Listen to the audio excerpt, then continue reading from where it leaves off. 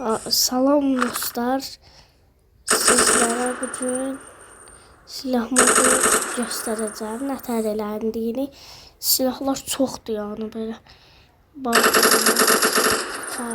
indi. Animasyon da çox haqqıdır. İndi nətər eləyəcəyimizə keçək. Dostlar, bunun üçün addons lazımdır sizə. Addonsu yükləyin sonra şey yazında. Çıxaq buradan. Bir dəqiqə.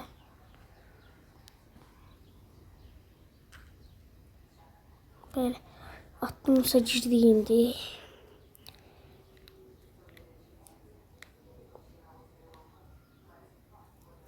bura gəlir, buradan yazırıq ki BATTLE Battlecraft.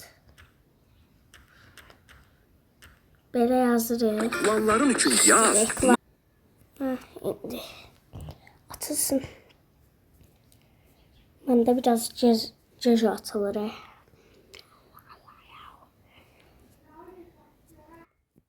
Dostlar, gördüğünüz kimi bu birinci çıxan yendirəsiz. Nədir? Battlecraft 2.0. Bunu yenilirsiniz. Mən də yenili olduğu için, yendirdiğim için sonra yenilirsiniz, Open'a basırsınız. Buradan sizin Minecraft'a basırsınız. Böyle Minecraft atır sizi. Gözlüyə yatsasın atırlar.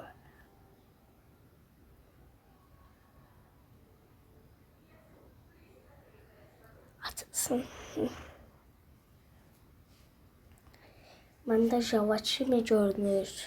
Şeyləmişəm də, mod eləmişəm Java deyildi mod. Seçenekler başında.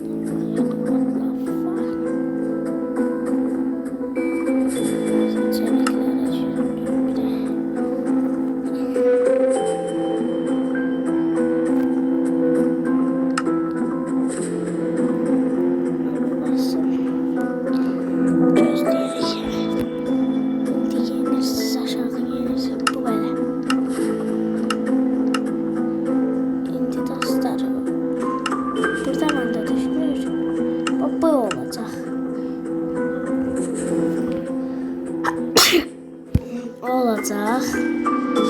İndi modu kurduğum kalite süsünde.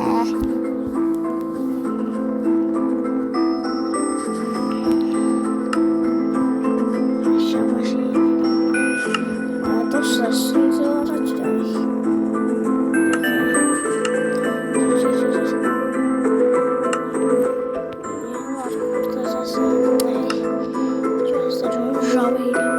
Java.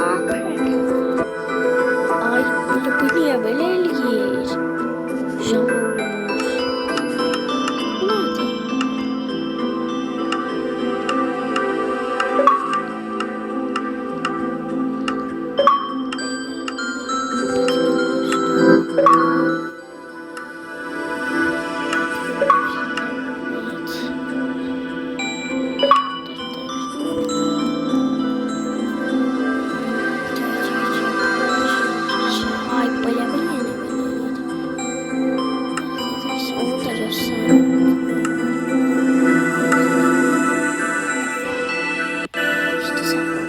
Arkadaşlar, videomuz